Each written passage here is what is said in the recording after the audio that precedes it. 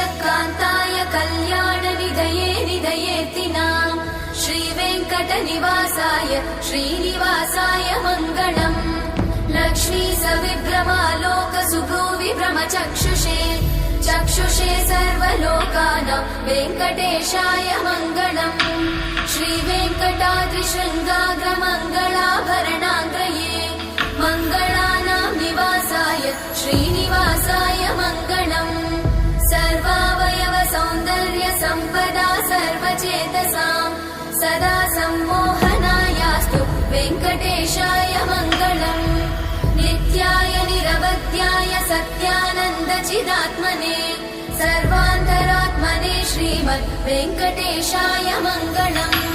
स्वतः सर्वविदे सर्वशक्तये सर्वशेषिने सुलभाय सुशीलाय वेङ्कटेशाय मङ्गलम्।